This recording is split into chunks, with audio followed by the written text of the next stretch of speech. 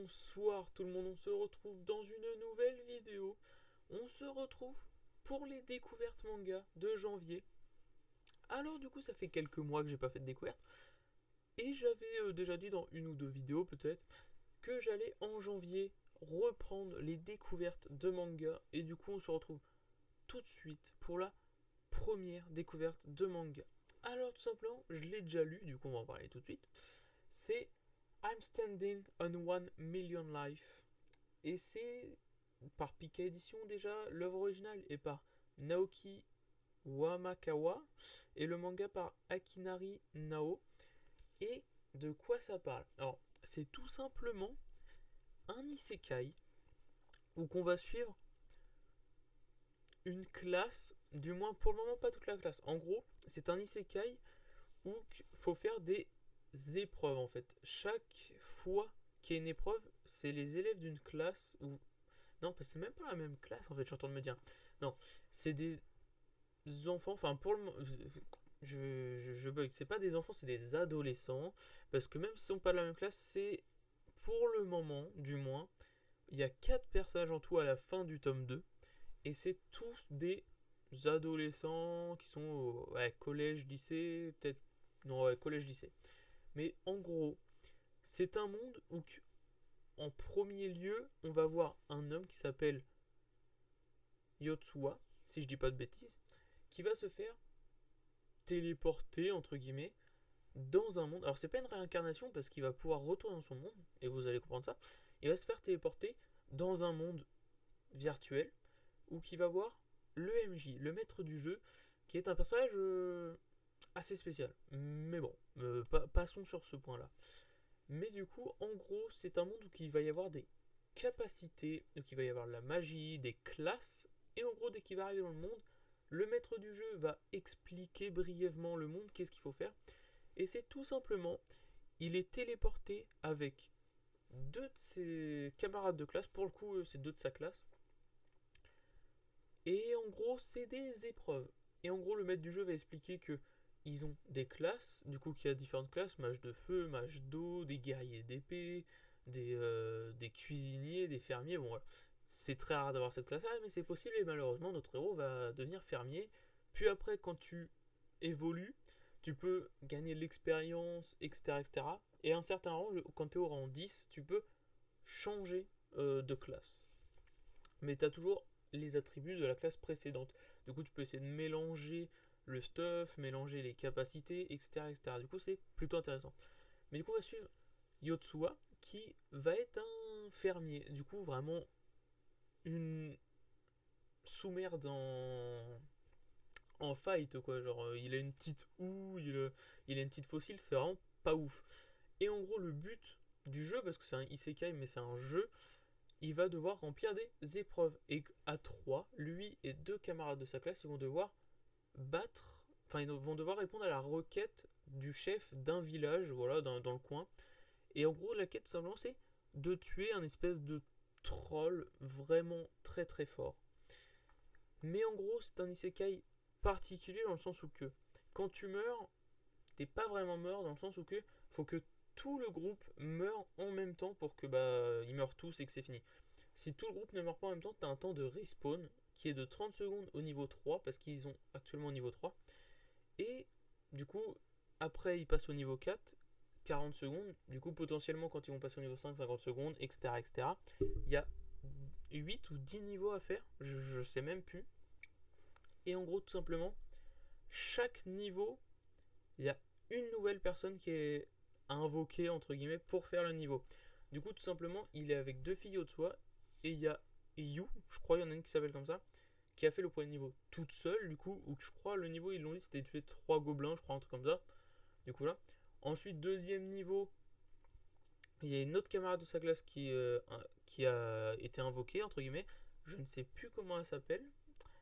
Ensuite, du coup, troisième niveau, c'est Yutsuha qui a été invoqué. Et quatrième niveau, c'est une autre fille qui a été invoquée. Je ne sais plus comment elle s'appelle non plus. J'ai des problèmes avec les prénoms. Mais du coup, c'est pas de sa classe, c'est même pas du même lycée. Du coup, est-ce que les invocations, c'est que sur les adolescents? Est-ce que c'est sur. Enfin, quel critère est pris pour l'invocation? On le sait pas trop, on découvrira ça plus tard, peut-être, sûrement, j'espère. Mais en gros, le but du jeu, c'est de réaliser les niveaux. Et en fait, à chaque fois que tu réalises un niveau, tu te fais re-TP dans le monde réel, en fait. Voilà, tout simplement. C'est, t'arrives dans le monde, t'es invoqué dans le monde, du coup, chaque niveau, une nouvelle personne. Et en gros, t'as ta classe, t'as ton objectif, tu réalises l'objectif, t'as un nombre de temps avant de réaliser l'objectif. Qu'est-ce qui se passe si t'as perdu, enfin si t'as plus le temps en fait? Je pense qu'ils vont mourir s'ils ont plus le temps, mais je crois pas que ça a été dit, mais je pense.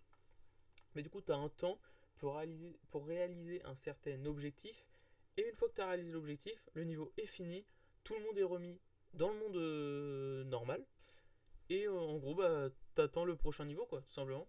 Genre, entre le niveau 3, la fin, et le niveau 4, il y a eu, je crois, 2 semaines et quelques. Par contre, chose assez bizarre, comment c'est possible ou quoi, dans le vrai monde, Yotsua s'est fait appeler par le maître du jeu. What the fuck? Et en gros, il lui a donné une mission, entre guillemets, de faire quelque chose dans le vrai monde, ce qui augmenterait leur chance de survie dans la mission d'après. Tout simplement. Et en gros, à chaque fin de niveau aussi, ils ont une possibilité. Ils peuvent poser une question au maître du jeu pour en apprendre plus, pour voilà, faire des trucs. Du coup, Yotsua, à la fin du niveau 3, a posé une question de qu'est-ce qui va se passer à la fin du jeu, quoi. Et on a vu un énorme dragon, on a vu les 3 personnages qui sont présents au niveau 3 ensemble, bien stuffés, etc. etc. Et ils étaient dans Tokyo. Parce que je crois que ça se passe à Tokyo dans le vrai monde. Et du coup, dans le niveau 10, je crois qu'au niveau 8, ça se fait en 8 ou 10, je ne sais plus. Mais du coup, ils étaient, je crois, à Tokyo contre un dragon. Assez spécial. Mais bon, en tout cas, c'est un très très bon isekai que j'ai kiffé lire. Et j'ai le tome 3 que je pense que je lirai très prochainement. Parce que c'est un très bon isekai. Voilà, du coup, I'm standing on 1 million life. Excusez-moi pour l'accent anglais très dégueulasse. Du coup, comme j'ai dit, des éditions Pika, l'œuvre originale par Naoki Yamakawa et le manga par Akinari Nao. Je vous le recommande pour ceux qui aiment bien les isekai, c'est vraiment vraiment bien. J'ai vraiment kiffé. En plus, je pense que ça va vers un harem, très clairement. Pour le moment, il n'y a pas trop de relations. Genre, on voit quand même que il y a des rapprochements. Mais c'est pas du tout dans le but d'un harem pour le moment. Mais je me dis, il y a un gars, 3 filles. Si franchement, au niveau 5 ils me sortent une autre fille, oh, faut pas pousser mes mains à les orties, quoi. Et après, j'ai quand même très très hâte de voir un gars arriver, dans le sens où ça va peut-être créer de la jalousie à Yotsua, parce que Yotsua est un personnage méchant, entre guillemets, enfin, pas méchant, mais solitaire. Du coup, ça aide pas à faire du travail de groupe, quoi. Il est très très très très solitaire, il a pas d'amis au collège, parce qu'il s'en fout, il en veut pas, en fait. Il sait pas forcément trop comment s'y prendre avec les gens, et voilà. Il est solitaire, et là, d'un coup, il doit travailler en équipe pour réussir les niveaux, etc. Du coup, on découvre une nouvelle facette de ce personnage, même si on ne connaît pas forcément l'autre, parce qu'on découvre en même temps que l'œuvre, du coup, là, ça avance. Du coup, très très intéressant, un très très bon isekai que je vous recommande. Voilà. Sur ce, moi je vais m'arrêter là. Je vous dis à la semaine prochaine pour la deuxième découverte. Et sur ce, voilà. À la semaine prochaine. Et rebonjour, nous nous retrouvons une deuxième fois pour découvrir la deuxième découverte que j'ai déjà lue. Et exceptionnellement, on va pas avoir fait une découverte en 2 tomes, mais en 3. Tout simplement parce que la découverte est Chilling Life in a Different World.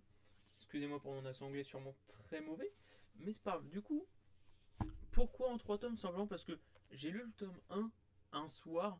Je me suis dit, ouais, non, c'est vraiment pas possible. Enfin, un soir. Hier soir, tout simplement, j'ai lu le tome 1 et je me suis dit, ouais, j'ai trop envie de lire la suite, mais il était 23 h, non, même minuit. Minuit, quand je me suis dit ça, je me suis dit, ouais, minuit, je suis un peu KO, je vais rien comprendre. Genre, vraiment, ça va être du n'importe quoi. Du coup, je me suis dit, je vais attendre demain matin et je vais me lire le tome 2 et après, je ferai mon bout de vidéo. Et j'ai attendu ce matin, j'ai lu le tome 2 et à la fin du tome 2, j'ai fait, je peux pas m'arrêter là-dessus. J'avais pas envie de faire une pause de 10 petites minutes pour faire un petit bout de vidéo et lire le troisième. J'avais juste envie de lire le troisième d'une traite à la suite. Du coup, c'est ce que j'ai fait. Voilà, du coup, c'est pas une décoration sur 2 tomes, mais sur 3. Ça change pas grand chose. Du coup, le manga a été fait par Akine Itomashi, l'œuvre originale par Miya Kinojo et le character design pardon, par Katagiri. Et c'est des éditions Meian. Et du coup, de quoi parle ce manga? Ce manga parle tout simplement d'un homme, Banaza, je crois que ça s'appelle, si mes souvenirs sont exacts, qui se fait invoquer dans un autre monde. Du coup, c'est encore une fois un isekai assez particulier, parce qu'en fait, il se fait invoquer dans un monde de magie, où il y a des demi-hommes.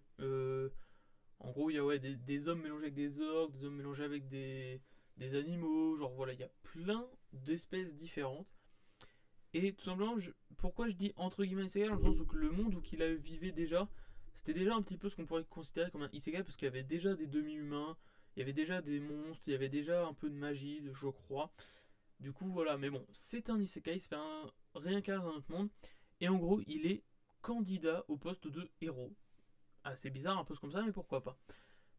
Et en gros, il va passer les tests pour qu'on lui montre ses capacités, et on va voir qu'il a des capacités totalement lambda. Genre, il a des capacités d'un humain normal du pays. Alors que les héros sont supposés être des surhommes, entre guillemets, les héros qui sont invoqués d'autres pays. Et du coup, bah, il sert vraiment à rien. Et du coup, va se faire un peu rejeter par les humains de ce pays. Va se faire virer de la ville, déposer dans une forêt très dangereuse, tout simplement parce qu'elle regorge de démons, parce qu'il y a une armée démons qui s'est installée dans cette forêt. Pourquoi pas? Mais du coup, il va vivre tout seul avec très peu de vivres, parce que l'armée, il a aucune possibilité de retourner dans son monde d'origine. Et du coup, pour faire entre guillemets désolé du dérangement, ils lui ont donné quelques équipements très mauvais, un petit peu d'argent, et voilà, vraiment des trucs pas terribles. Et du coup, il va se démerder dans cette forêt, et il va tuer un petit mob, et ça va le monter niveau 2. Et là va se passer quelque chose de incroyable. Il va débloquer le niveau 2, et en débloquant le niveau 2, toutes ses stats vont devenir d'une valeur de l'infini. Il est à puissance l'infini dans toutes ses stats. Dans la force, dans la résistance, dans je ne sais quel stat, dans plein de stats, même dans les stats de skills, même dans les stats de pouvoir. Il va être infini partout. Il va être genre surcheaté. Ça va être le héros le plus fort du monde. Ça va être la personne la plus forte du monde. Et tout simplement, il le comprend pas en fait. Pour lui, c'est bizarre, mais c'est pourquoi pas. Genre, c'est un bug du jeu. Il arrive pas à lire tous les caractères de ce nouveau monde. Voilà. Et par mégarde, parce que du coup il ne connaît pas ses nouvelles capacités, il sait pas que c'est l'homme le plus fort du monde, par mégarde il va détruire entièrement l'armée démon qu'il y avait dans la forêt. Sans le vouloir. Juste, voilà, il va tester un petit peu ce qu'il a eu, puis pouf, hop, tac, plus d'armée démon. Il va même pas le savoir au début, mais du coup voilà, il va, sans le faire exprès, tuer toute une armée de démons. Le mec est chaud. Le mec est chaud et n'en a même pas conscience. Voilà. Mais du coup, il est tellement chaud, tellement broken as fuck, qui va battre un des généraux de l'armée royale, enfin de l'armée royale des démons, genre de l'armée des démons. Et tout simplement, c'est un good guy. Et il va pas la tuer, tout simplement parce que c'est une fille lycanthrope qui fait qu'elle change en loup et elle a perdu. Et du coup, elle dit bon bah tue-moi, voilà, je me rends, j'ai perdu, tue-moi. Et au lieu de ça, lui ne veut pas tuer un homme, enfin un homme, une femme qui s'est rendue. Du coup, il va en faire son épouse, tout simplement. Il s'en bat les couilles. Le mec, c'est le mec le plus fort du jeu, il vient de débarquer, il épouse déjà un généraux de l'armée des démons. Pourquoi pas? Pourquoi pas? Et du coup, on va suivre l'histoire de ces deux personnages, du coup, Benaza et Fenris, elle s'appelle, si je dis pas de bêtises. Et on va suivre l'histoire de ces deux personnages qui vont évoluer ensemble dans ce monde avec d'un côté une démon très très forte, l'une des plus fortes démons, plus avec elle le mec le plus fort de tous les temps qui le sait pas au début, mais plus le temps va avancer, plus il va se rendre compte qu'il fait des trucs pas très normal, que les gens le prennent pour un surhomme alors que pour lui c'est totalement classique en fait parce qu'il sait pas que c'est un surhomme. Et du coup voilà, du coup il va prendre au fur et à mesure, il va se rendre compte qu'il est pas si nul que ça, qu'il est vraiment très très fort. Mais voilà, mais du coup j'ai hâte de voir l'évolution de ce manga. Tout simplement parce que c'est un très très bon isekai, je vous le recommande parce que c'est excellent. Mais je me dis, il est surbroken, rien ne peut l'atteindre. Il a des sorts tellement puissants que aucune attaque n'arrive à briser ses boucliers qui s'invoquent, entre guillemets. Il one-shot tout, c'est limite débile en fait. Mais c'est pour ça que c'est une chilling life. Mais du coup je me dis, là c'est bien, sur 3 tomes, ça va, c'est sympa.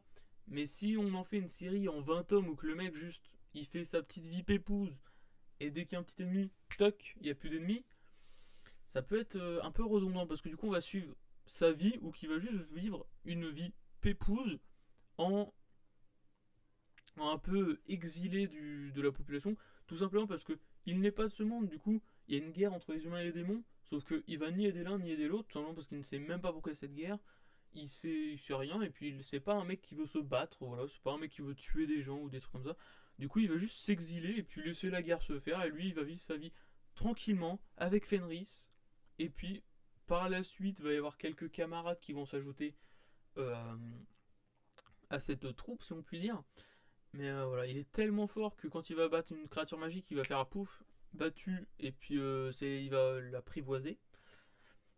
Vraiment, voilà. Mais je trouve très très intéressant ce petit manga pour le moment où qu'on voit genre vraiment un mec qui fait sa vie dans un monde qu'on pourrait trouver chaotique pour les hommes lambda, dirons-nous, mais qu'on trouverait vraiment pour lui en fait c'est limite s'il est dans la petite campagne et que ses ennemis c'est des souris quoi. Genre c'est vraiment il n'y a aucun danger pour le moment dans le monde.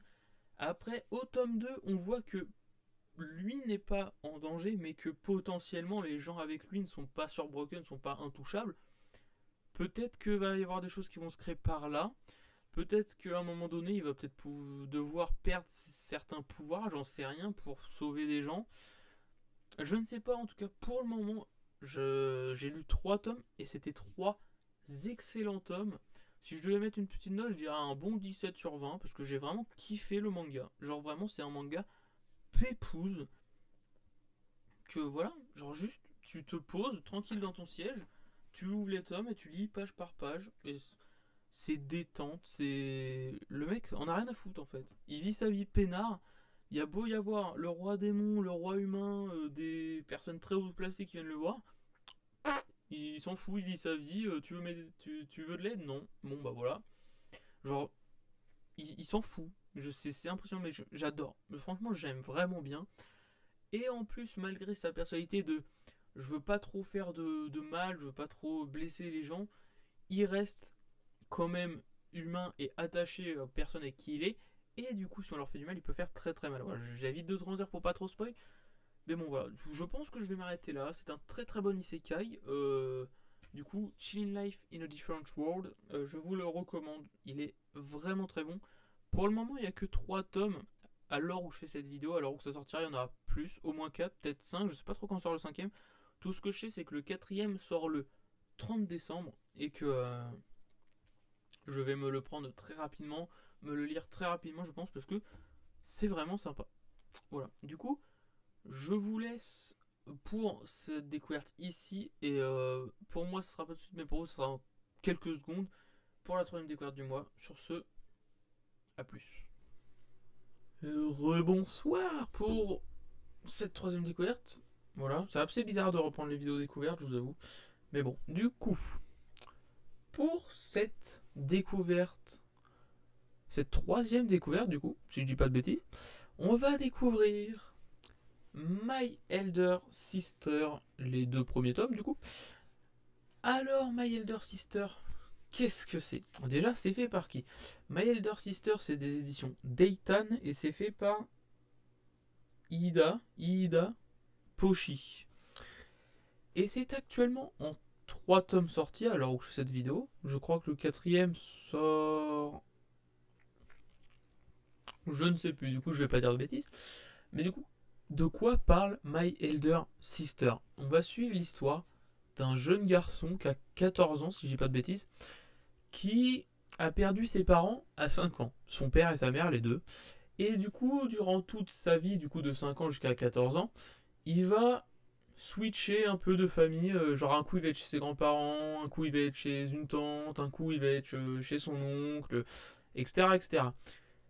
Et il essaye de se faire petit, genre en mode pas s'imposer, pas faire chez les gens, genre faire en sorte que comme s'il n'était pas là, quoi. Il essaie de s'effacer un peu.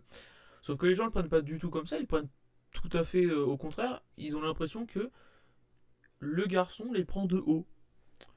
C'est pas vraiment ça, mais pourquoi pas. Et du coup, il va, l'été de ses 14 ans, se retrouver chez son oncle, un oncle qui vit seul dans une très grande maison. Je crois, si je dis pas de bêtises, que c'est le frère de sa mère ou de son père, un des deux. Mais du coup, un jour, son oncle va avoir un accident, si je dis pas de bêtises, et va se retrouver à l'hôpital. Du coup, il va se retrouver seul dans cette grande maison et il va devoir apporter des affaires à son oncle, dont sa carte vitale. Sauf que sa carte vitale, il ne va pas la trouver, il va fouiller partout sans la trouver. Et il n'y a qu'un lieu qu'il n'aura pas fouillé, c'est la dépendance, ou qu'il n'a pas droit d'aller en fait. Son oncle lui a imposé une condition en venant aménager ici, il n'a pas le droit de se rendre dans la dépendance. Sauf que son oncle n'est pas là, il a besoin de sa carte vitale, si c'est là-bas, il a faut la carte vitale. Du coup, il y va, et il va, sans le faire exprès, je sais pas trop, il va invoquer un, une démone. Une démone, un ange, comme vous voulez. Et cette démone va lui dire, fais un vœu, entre guillemets. Et du coup, il va faire un vœu de vivre avec elle, en tant que elle, sa grande sœur. Et du coup, on va suivre l'histoire de ces deux personnages. Du coup, un jeune garçon qui a vécu toute sa vie, entre guillemets, seul, isolé, même s'il était chez de la famille, il était tout le temps dans son coin et tout. Et on va suivre son histoire avec sa nouvelle grande sœur, entre guillemets, qui est une démone et qui ne connaît pas grand-chose de l'espèce humaine, qui... c'est un peu nous, si on se compare aux insectes, c'est un peu une sous-race, entre guillemets, et on les connaît pas, quoi, genre... Bah c'est un peu ça avec elle, c'est une démon. Les humains pour elle c'est une sous-race, elle les connaît pas trop, juste elle les voit et puis voilà. Mais du coup elle va apprendre à les connaître et elle va vivre en tant que grande sœur de ce personnage qu'on suit. Et je trouve ça super bien, c'est un très très bon manga je trouve. C'est juste doux. Genre c'est tu suis une vie paisible entre guillemets, enfin du moins pour le moment elle est paisible. On verra par la suite s'il y a des aventures qui vont se lancer. Du coup, pour le moment, on suit vraiment une histoire paisible d'un garçon qui revit, entre guillemets, parce que du coup, il avait vraiment pas de vie, entre guillemets, vu qu'il était isolé tout seul. Quand il est tout seul, c'est pas ouf, quoi. Et du coup, l'arrivée de sa nouvelle grande sœur, et une nouvelle vie qui commence. Il y a d'un côté la grande sœur qui est démon, qui essaye de comprendre les humains, essaye de s'adapter, essaye de faire son vœu, enfin de réaliser le vœu, quoi, de faire du coup la meilleure grande sœur qui soit.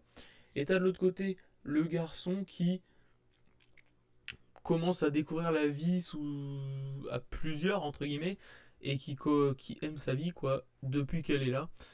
Et du coup, on va suivre leur histoire avec plusieurs scènes de Eshi, même s'il n'y en a pas tant que ça pendant les deux premiers, mais j'ai cru entendre que dans le troisième, commençait à y en avoir pas mal, parce que, du coup, par exemple, une petite scène qu'il y a eu, c'est quand le personnage se réveille et que la fille a du coup enlevé son corps de démon, entre guillemets, enlevé ses cornes, sa queue et tout, et a pris un corps d'humain. Et du coup, elle se met totalement nue en mode regarde, j'ai bien fait tout le corps humain normalement. Voilà. Des petites scènes comme ça. Du coup, c'est toujours sympathique, mais c'est un très bon manga. My Elder Sister en 3 tomes actuellement. Je vous le recommande. Si je devais mettre une petite note, ça partirait sur un 7-8 sur 10.